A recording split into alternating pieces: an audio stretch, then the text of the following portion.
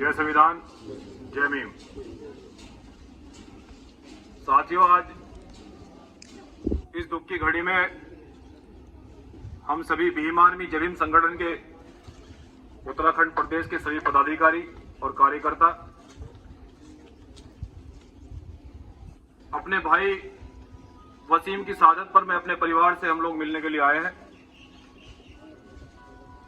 जब मुझे सूचना मिली कि एक हमारे परिवार के व्यक्ति को उत्तराखंड के सरकार के लोगों ने पहले उसको बेरहमी से मारा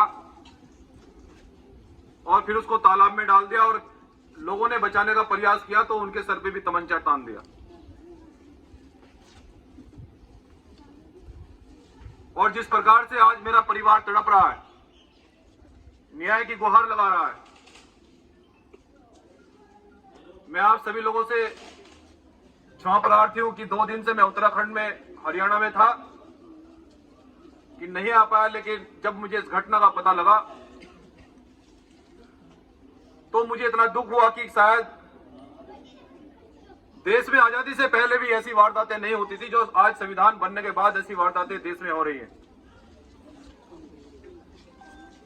जिस प्रकार से हमारे भाई वसीम को मारा,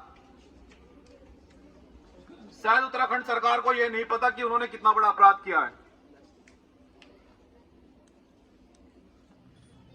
सम्मानित साथियों, यह अपराध इसलिए हो रहा है कि हम लोग इस बात का इंतजार कर रहे हैं कि कब वसीम के बाद में किसी नसीम का दूसरा नंबर आए। इस बात का इंतजार हम लोग कर रहे हैं। भीम आर्मी जय भीम संगठन चुनाव का इंतजार नहीं कर रही है कि आप लोग के बीच में जाएगी। आप कोई उत्तराखंड में चुनाव नहीं है, लेकिन मैंने सारे कार्यक्रम बंद किए। नहीं, मुझे अपने परिवार से मिलने के लिए जाना है और मैं अपने परिवार को आश्वासन दिलाने के लिए आया हूं। और आपसे भी कह के जा रहा हूं कि मुसलमान भाइयों, जब बाबा साहब डॉक्टर अंबेडकर इस देश के अंदर संघर्ष कर रहे थे और वो इन जालिमों के खिलाफ लड़ाई लड़ रहे थे, इन जालिमों का वो सामना कर रहे थे, तो उन्होंने ये बात आजादी के समय कही थी कि जब तक देश का दलित और मुसलमान एक पंच पर नहीं आएगा, बंटोगे तो कटोगे, जब तक बढ़ते रहोगे तो कटते रहोगे। इसलिए मैं आपका भाई आपसे कहने के लिए आया हूं और अपने परिवार से, क्योंकि भीम आर्मी जय भीम संगठन के लोग जो कहते हैं वो करते हैं। हम लोग संविधान को मानते हैं, डरते किसी के बाप से नहीं है। मैं अपने परिवार को आज आश्वासन दिलाने के लिए आया हूं कि संवैधानिक रूप से जिन लोगों ने वसीम की हत्या की है, अगर कोर्ट में उल्टा बनाकर अगर कुत्ता ना बना दिया तो आप ये कहना कि भीम आर्मी के लोग क्या कह गए थे। लेकिन मैं एक मिनट सुनिए, लेकिन मैं मुसलमान भाइयों से पूछना चाहता हूं, क्या वसीम की हत्या हमारे लिए आखिरी होगी? क्या इस देश का मुसलमान इस लड़ाई में साथ देगा, नहीं देगा? हाथ खड़ा करके बताओ। मैं आपसे ये वादा करके जा रहा हूं आज उत्तराखंड की धरती पर कि अब वसीम के बाद में कोई वसीम या कोई नसीम नहीं मरेगा। कोई मरेगा तो संविधान से उसका ऐसा इलाज करेंगी, 7 पुश्तों तक उसकी 7 पुश्तें याद रखेंगी कि संविधान के मानने वाले लोगों से पंगा मत लेना। और जिन लोगों ने यह घटना की है, अगर उत्तराखंड सरकार का दिमाग खराब हो गया है, मैं उत्तराखंड सरकार को भी कहना चाहता हूं कि अगर मुसलमानों की टोपी उछाली जाएगी तो हम सरकार को 6-6 फुट कुदाना जानते हैं। याद रखें आप लोग, क्योंकि हम संविधान को मानते हैं। इसलिए मैं आपसे भाइयों कहना चाहता हूं कि हमें पूरे देश के मुसलमानों का साथ चाहिए। जितना बड़ा जुल्म इस देश में हो रहा है हमारे साथ में, जिस दिन देश का दलित और मुसलमान एक मंच पे आ गया, हम इस देश की सरकार भी गिरा सकते हैं।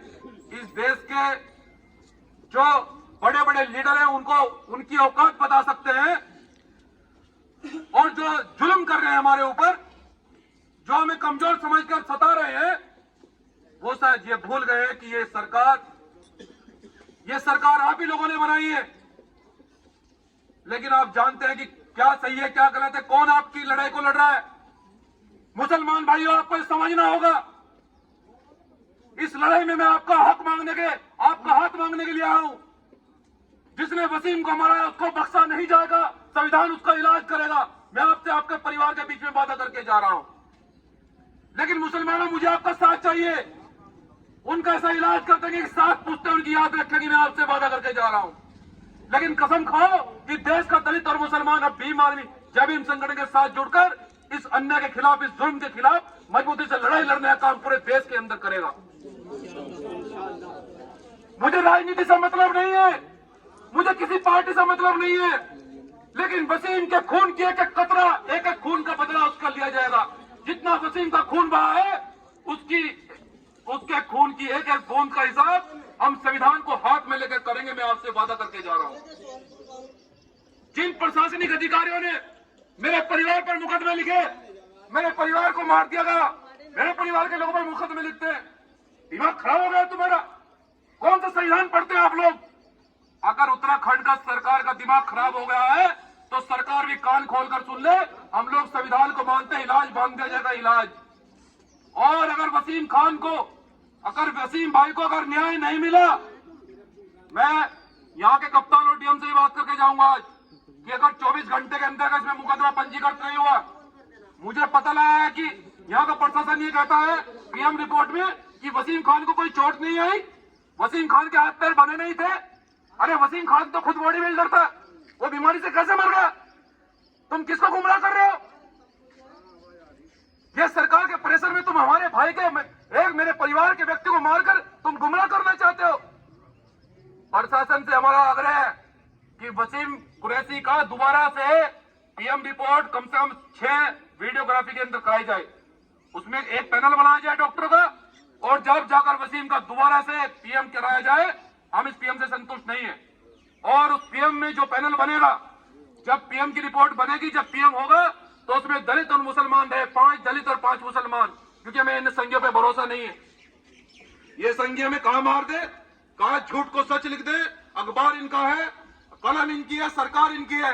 ये सच को झूठ लिख दे और झूठ को सच लिख दे, इनका कुछ पता नहीं है।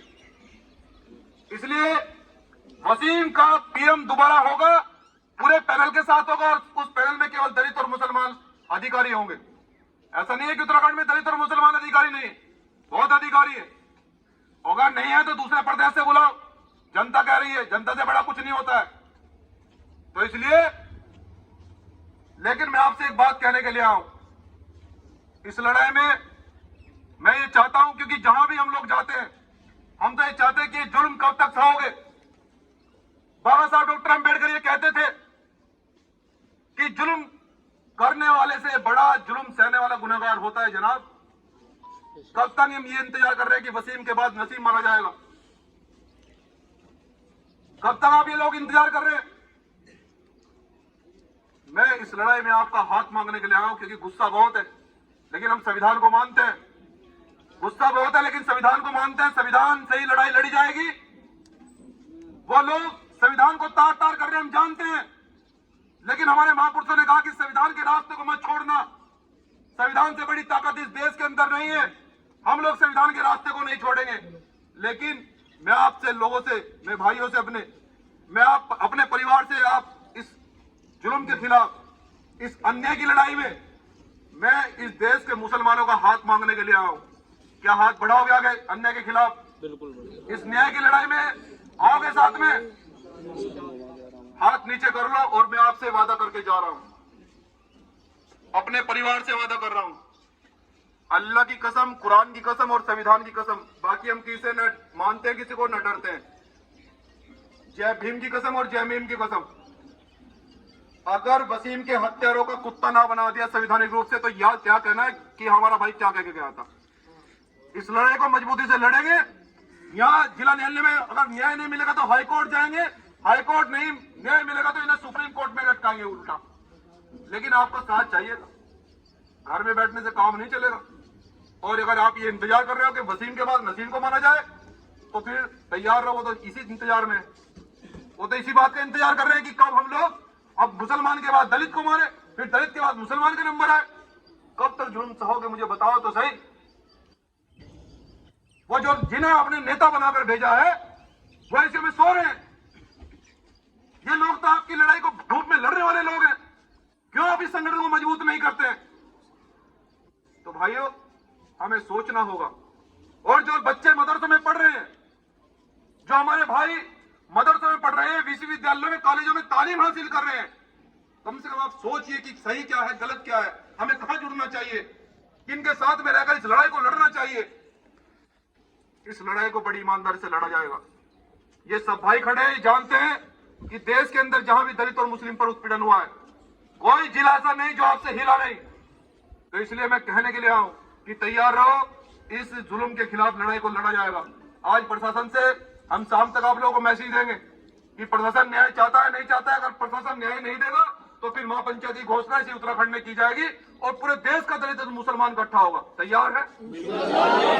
इस उत्तराखंड के अंदर ऐसा इतिहास लिखा जाएगा कि उत्तराखंड क्या, उत्तर प्रदेश और प्रदेशों के लोग भी, सरकार के लोग ये सोचेंगे कि यार दलित और मुसलमान को मत छेड़ देना। अब उनकी एकता आ चुकी है, वो पढ़ लिख कर होशियार हो चुके हैं, अब वो संविधान को पढ़ने लगे। अब देश का मुसलमान अब कुरान के साथ में संविधान को पढ़ने लगा है, उसको मत छेड़ देना। सरकार के लोग अपने मुंह से खुद कहते हुए दिखाई ना दिए तो तब कहना आप।